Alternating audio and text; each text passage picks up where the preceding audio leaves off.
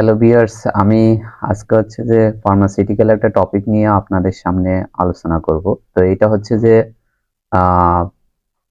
Whole time study. আমরা ফার্মাসিউটিক্যালে whole time study কেন করব এবং কোন কোন স্টেজে ফার্মাসিউটিক্যালে হোল টাইম স্টাডি করতে হয়, তো সেটার উপরে আমি আজকে হচ্ছে যে একটা প্রেজেন্টেশন রেডি করেছি। তো সেটাই আপনাদের সামনে একটু প্রেজেন্ট করার চেষ্টা করতেছি। ফার্মাসিউটিক্যাল হোল টাইম স্টাডি আমরা কেন করব? ফার্মাসিউটিক্যালে হোল টাইম স্টাডি করার একটা উদ্দেশ্য হচ্ছে, কারণ হচ্ছে আমরা ফার্মাসিউটিক্যালে যখন একটা প্রোডাক্ট বানাইতে হয়, তখন সেই ক্ষেত্রে বিভিন্ন স্টেজে প্রোডাক্টের প্রসেসিং স্টেপগুলোকে একটু হোল্ড করে রাখতে হয়। কারণ প্রসেসিং স্টেপগুলো হচ্ছে স্টেপ বাই স্টেপ করতে হয়। তো কোন স্টেজে আমরা কত সময় ধরে অথবা কতদিন ধরে আমরা হোল্ড করে রাখতে পারি, তো সেটার একটা হচ্ছে যে গাইডলাইন আছে। তো এইখানে আমরা হচ্ছে যে আজকের টপিকের নাম দিয়েছি যে general guidelines on hold time studies.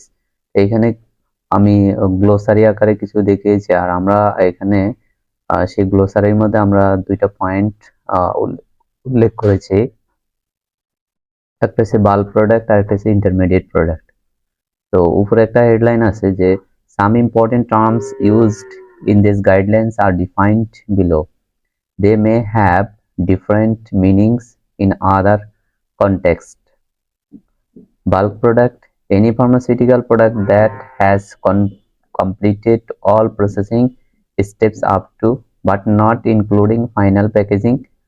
এটা হচ্ছে WH Technicals Report Series number 992/2015. Intermediate: partly processed product that must undergo further manufacturing steps before it becomes a bulk product. দেন আমরা এখানে আরেকটা পয়েন্ট উল্লেখ করেছি যে অ্যাসপেক্টস টু বি কনসিডার্ড। আপনি যখন একটা প্রসেসিং স্টেপ কমপ্লিট করবেন, তখন সেখানে কোন কোন স্টেপগুলো হচ্ছে যে থাকবে, তো সেটারই আমি এখানে ফ্লো চার্ট আকারে দেখিয়েছি, এবং ওই স্টেপে আপনি কোন কোন স্টেজে কি ধরনের কাজ করবেন এবং স্যাম্পলিং স্টেজগুলো কেমন হবে সেটাই। The example of a flow chart for reviewing the manufacturing procedure. First one হচ্ছে যে এখানে আপনাকে ডিসপেন্সিং করতে হবে, ডিসপেন্সিং পরে sifting, dry mixing, granulation. Granulation হয়ে গেলে তারপর হচ্ছে আপনি কি করবেন, binder, sample, withdraw for analysis. Finally then হচ্ছে যে drying, granule, sample, withdraw for analysis. Dry করার পরে গ্রানুলস কি করে উইথড্র করতে হবে স্যাম্পল উইথড্র ফর অ্যানালাইসিস এর জন্য। লুব্রিকেশন এন্ড ব্লেন্ডিং এর পরে কি করতে হবে, আপনাকে স্যাম্পল উইথড্র করতে হবে। কম্প্রেশন স্টেজে করতে হলে স্যাম্পল উইথড্র ফর অ্যানালাইসিস, এটাও তো আপনাকে স্যাম্পলিং করতে হবে।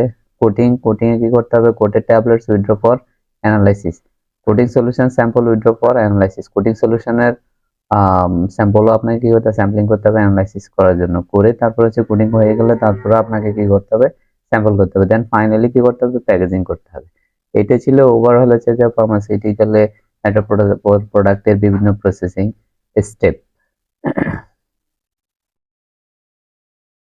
এখন আমরা এখানে অ্যাসপেক্টস টু বি কনসিডার্ড, যে এটার আন্ডারে আমরা কি ধরনের কথাগুলো বলতে পারি, তো সেটাই আমি হচ্ছে যে এখানে ছোট পয়েন্টস আকার হচ্ছে যে আমি চারটা পয়েন্টস উল্লেখ করেছি। যে where appropriate, statistical analysis of the data generated should be performed to identify trends and to justify the limits and hold time set. That means এখানে আমি তিনটা ইম্পর্টেন্ট পয়েন্ট আছে, যেমন হচ্ছে আইডেন্টিফাই ট্রেন্ডস। আপনার যেহেতু ফার্মাসিউটিক্যাল একটা লিমিট থাকে, যে ট্রেন্ড থাকে যে আপনি এত থেকে এত পটেন্সি রাখতে হবে। দেন হচ্ছে যে জাস্টিফাই দ্য লিমিট, একটা লিমিট থাকতে হবে। তারপর হচ্ছে হোল টাইম সেট, যে আপনি এটা হোল টাইমে যে কতটুকু আছে সেট করবেন কিভাবে, তো সেটা কি করতে হবে, একটা স্ট্যাটিস্টিক্যাল অ্যানালাইসিস করতে হবে। Batches of finished products made from intermediates or bulk products and subjected to a whole time study should be considered for long-term stability testing. If data shows adverse trending or shifting patterns during the intermediate time points up to the end of the shelf life. Then হচ্ছে যে এখানে বলা আছে যে the shelf life of the product irrespective of hold times should be measured from the time the active ingredients are mixed with other ingredients. Normally, intermediate and bulk products should not be stored beyond the established hold time starting. So this is the important because এটা হচ্ছে যে এমন একটা points যেখানে হচ্ছে যে আমরা বিভিন্ন হোল টাইম স্টোরেজের টাইম পিরিয়ড এবং কত সময় ধরে আমরা সেখানে হচ্ছে যে রাখতে পারবো এবং কত সময় ধরে আমরা কত সময় রাখার পরে আমাদের কি কি অবজারভেশন গুলো পর্যবেক্ষণ গুলো করতে হবে এবং কি কি টেস্ট গুলো কনফার্ম করতে হবে, দেন আমরা নেক্সট প্রসেসিং স্টেজে যেতে হবে। যখন একটা প্রোডাক্ট একটা স্টেজে প্রসেসিং হয়ে যাওয়ার পরে যখন এটার হোল টাইম 10 দিন 15 দিন 30 দিন হয়ে যায় তখন কি করব আমরা পরবর্তী স্টেজে যাওয়ার জন্য যে ধরনের ফিজিক্যাল অ্যাপিয়ারেন্স গুলো এবং হচ্ছে যে টেস্ট গুলো কনফার্ম করে তারপরে আমাকে নেক্সট স্টেজের জন্য অ্যালাউ করতে হবে। সেটাই হচ্ছে যে ফ্লো চার্টে এখানে আমি দেখিয়েছি। আমরা উপরে একটা হেডলাইন দেখতে পাচ্ছি যে example of stages study times and test that may be considered based on risk assessment and specific product needs. এখানে তিনটা প্যারা আছে, যেমন stage test to be carried out as per specification, study time. First one আছে এখানে binder preparation তারপর হচ্ছে এটার study time initially আপনাকে 2 ঘন্টা 5 ঘন্টা 8 ঘন্টা আওয়ার্স, আর ইন কেস অফ স্টার যদি হয় সেই ক্ষেত্রে আপনাকে 2 ঘন্টা 5 ঘন্টা পর করতে হবে। এখন 2 ঘন্টা যদি যেখানে আপনার ইনিশিয়াল স্টেজে আপনি কিভাবে টেস্ট করবেন, ইনিশিয়াল স্টেজে স্যাম্পল নেবেন, তারপর 2 ঘন্টা পরে নেবেন, তারপর 5 ঘন্টা, তারপর 8 ঘন্টা, সর্বোচ্চ 8 ঘন্টা রাখার পরে কি ধরনের চেঞ্জ আসতে পারে এবং কি ধরনের আপনার টেস্টগুলো কনফার্ম করতে হবে। যেমন মাইক্রোবিয়াল টেস্ট কনফার্ম করতে হবে, অ্যাপিয়ারেন্স, ভিসকোসিটি ইফ অ্যাপ্লিকেবল যদি প্রয়োজন হয়। তারপর হচ্ছে যে এখানে কি আছে dispersion prepared including granulation, paste, coating solution and coating suspension. এখানে ইনিশিয়াল স্টেজ, তারপর হচ্ছে যে 12 আওয়ার্স, তারপর 24 আওয়ার্স, 36 আওয়ার্স, 48 আওয়ার্স, 60 আওয়ার্স এবং 72 আওয়ার্স। দ্যাট মিনস 72 মানে হচ্ছে কত, 3 দিন।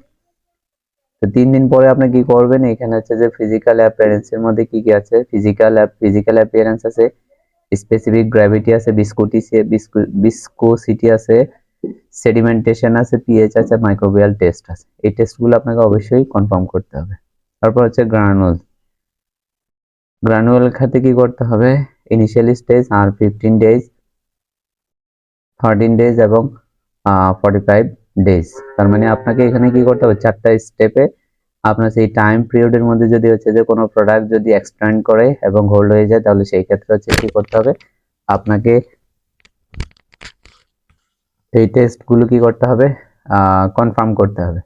তো প্রথমে কি দেখবেন, ডেসক্রিপশন, তারপর হচ্ছে এসে, রিলেটেড সাবস্টেন্সেস, তারপর হচ্ছে loss on drying, water content, particle size, distribution, bulk density, tap density, angle of রিপোজ।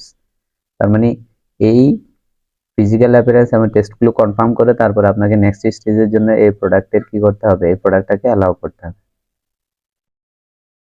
তো এটা হচ্ছে যে আমাদের লাস্ট এবং শেষ স্লাইড। এখানে আমরা বলেছি যে ব্লেন্ড করার পরে তারপর আপনি কতদিন পর্যন্ত এটাকে এক্সটেন্ড করতে পারবেন, দ্যাট মিনস হচ্ছে হোল্ড করতে পারবেন।